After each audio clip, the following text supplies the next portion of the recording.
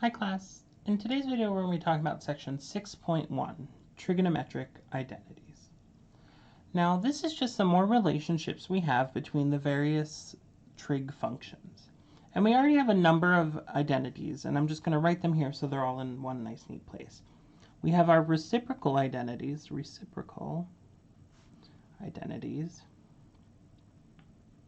right? That's where sine of x is 1 over cosecant of x. Cosine of x is 1 over secant of x. And tangent of x is 1 over cotangent of x. Or the way we define them, cosecant of x is 1 over sine of x. Secant of x is 1 over cosine of x. And cotangent of x is 1 over tangent of x. And we also have, so those are the reciprocal identities. We also have two quotient identities.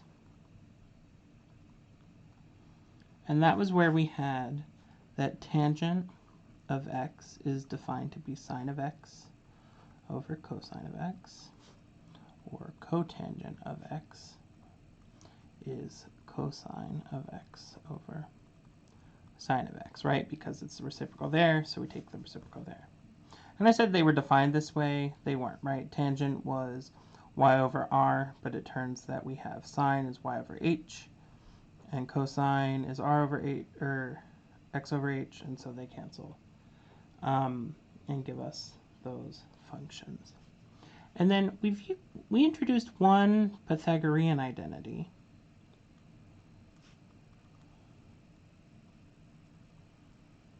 And that is that sine squared x plus cosine squared x is equal to 1. And so no matter what x is, sine squared of it plus cosine squared of it is 1. Now, if we divide everything by side squared,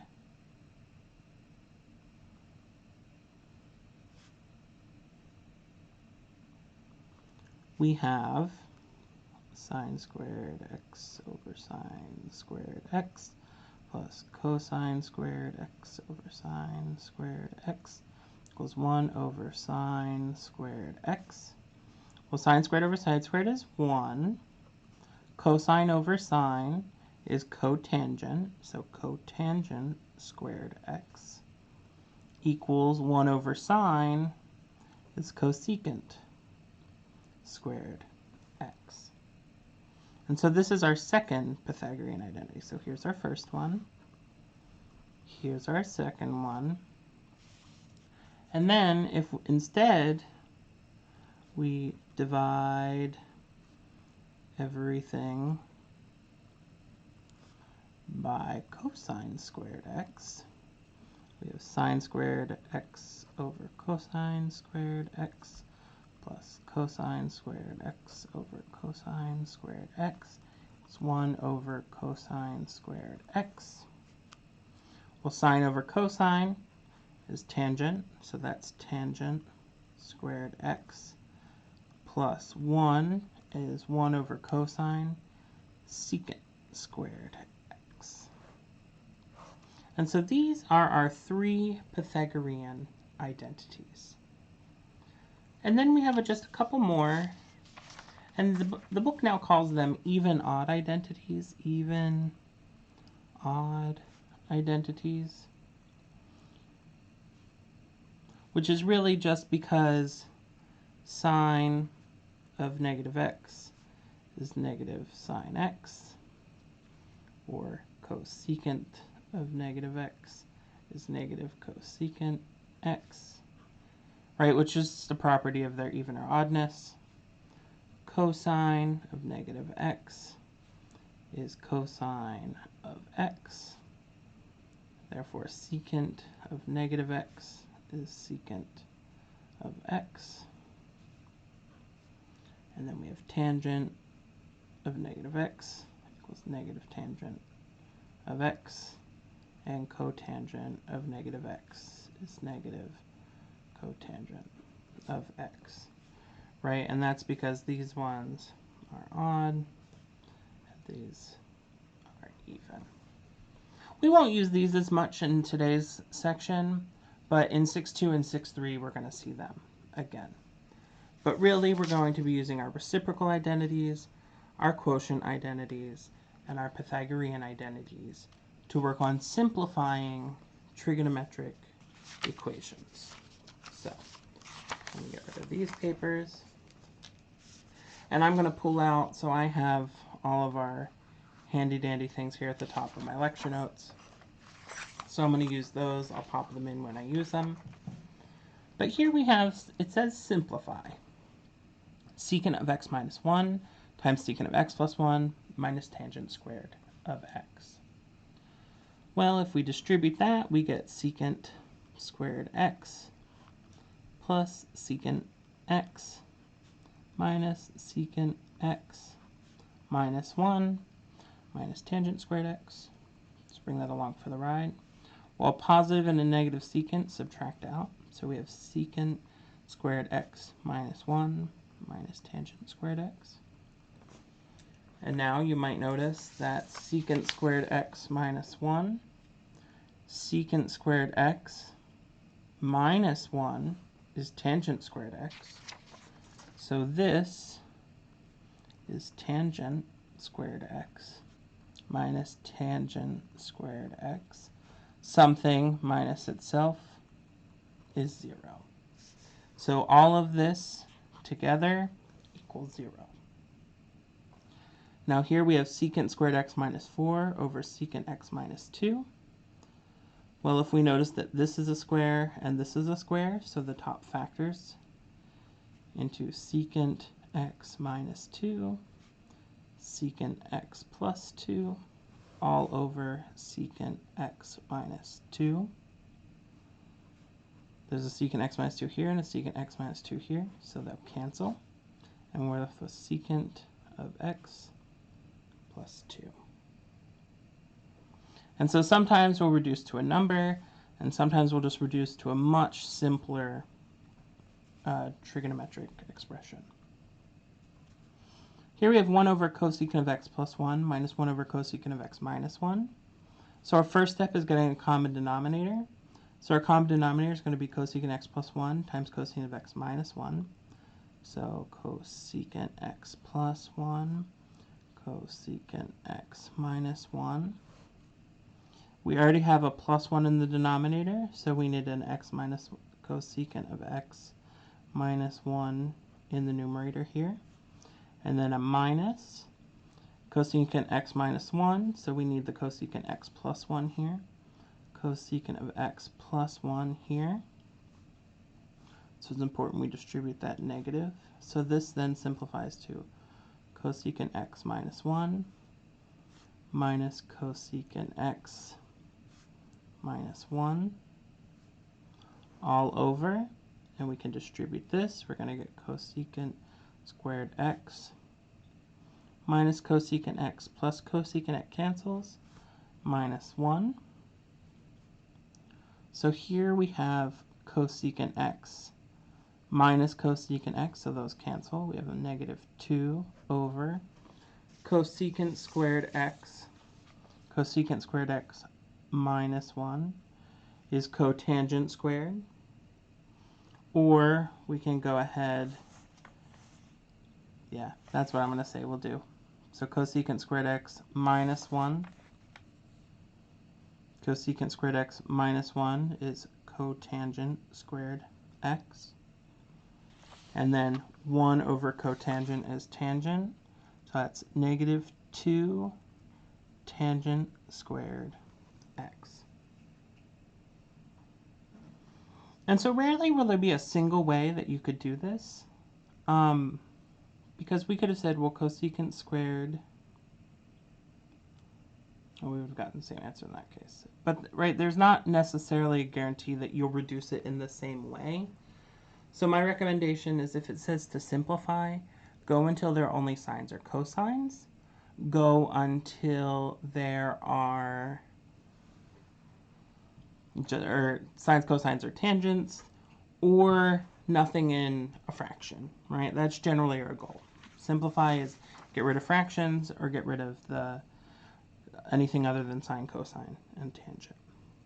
Now here it says to simplify x over the square root of 9 minus x squared, where x equals 3 sine theta.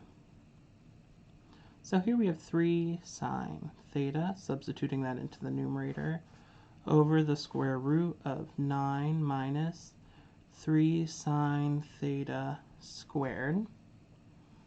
Now when we do that, we have 3 sine theta on the top for the ride, over the square root of 9 minus, and this squared means both things get squared, minus 9 sine squared theta.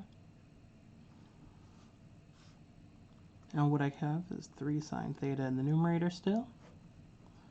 I can factor this 9 out, so I can have square root of 9 times the square root of 1 minus sine squared theta. And so that leaves me with 3 sine theta over 3, and 1 minus sine squared theta. 1 minus sine squared theta is cosine squared theta, so I have 3 square root cosine squared theta. Well, my 3's cancel, and now I'm left with sine theta over the square root of cosine squared is just cosine of theta. And sine over cosine is tangent. So that's tangent of theta. So in each case, we got to something that was significantly less complex than the starting point. 0, secant x plus 2, negative 2 tangent squared x, or just tangent theta.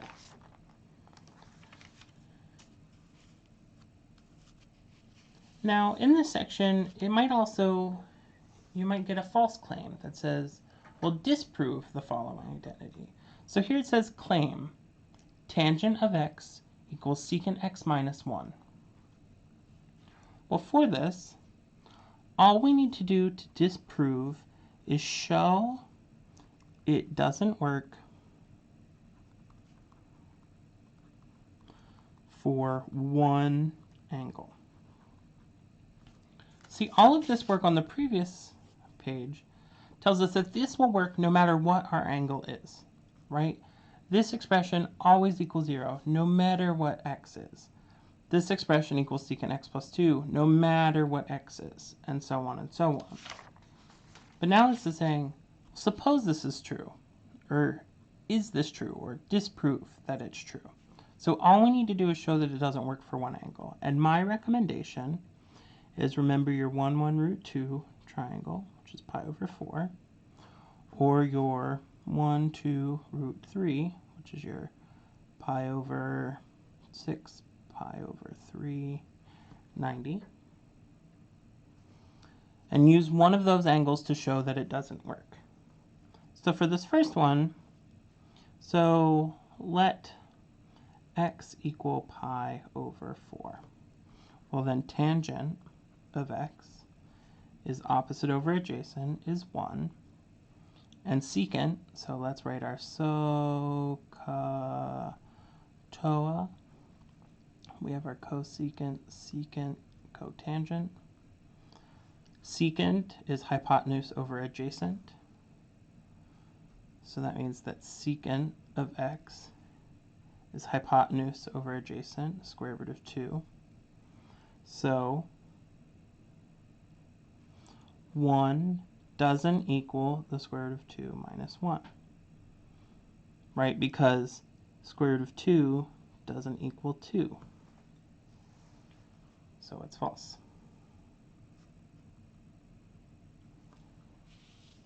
Now another one claims cotangent of x is equal to the quantity cosecant x plus 1 squared. Again, pick an angle. I'll go ahead and use pi over 4 again. And the reason I like pi over 4 is because the tangent and cotangent is 1. I like to work with the number 1. So if x is pi over 4, then we have cotangent of x is 1. Cosecant of x is hypotenuse over opposite, so root 2. So here we have 1 squared equals root 2 plus 1 squared. Well, that isn't equal because here we have 1, which isn't equal to 2 plus 2 root 2's plus 1, if you FOIL that out. And 1 certainly doesn't equal 3 plus another positive number. So it's not true. Or it's false. So disproving, you give a single case where it doesn't work and you're done.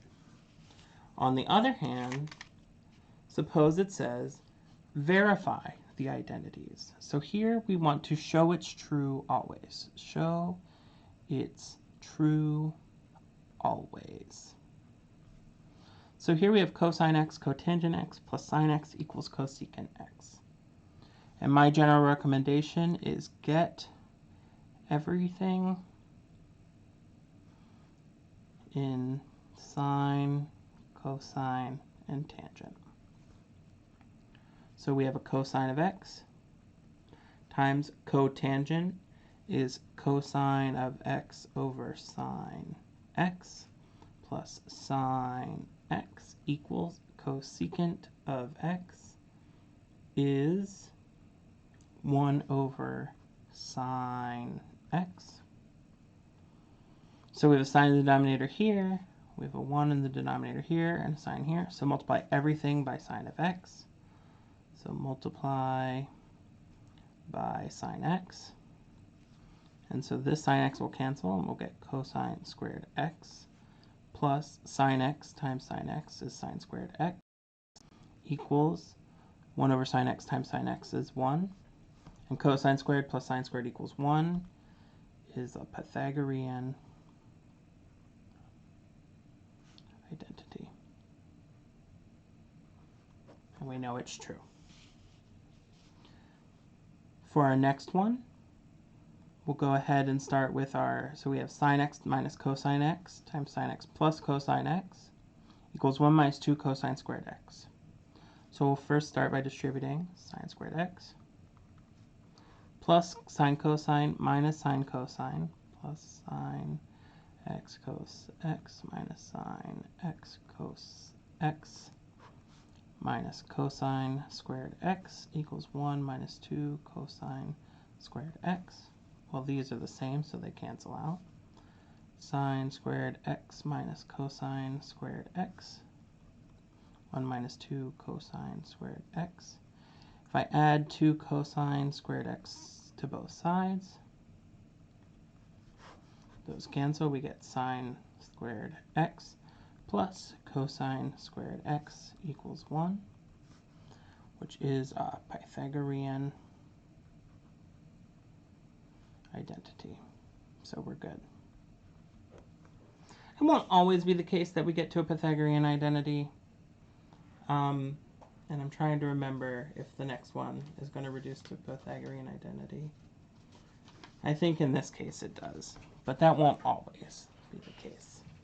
I guess in this instance, the reason they're all reducing to Pythagorean identities is all of our other ones aren't very exciting. Here we have cotangent squared x minus cosine squared x equals cosine to the 4th x cosecant squared x. So again, start by getting everything in sine, cosine, and tangent. So cotangent squared is cosine squared x over sine squared x minus cosine squared x equals cosine to the 4th x over cosecant is 1 over sine, so sine squared x.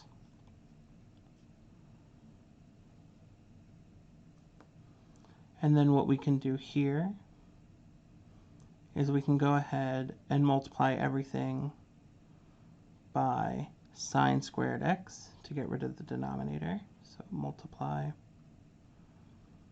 by sine squared x.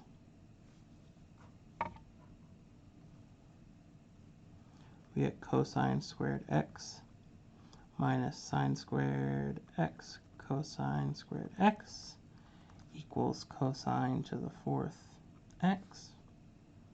Now everything has a cosine squared in it.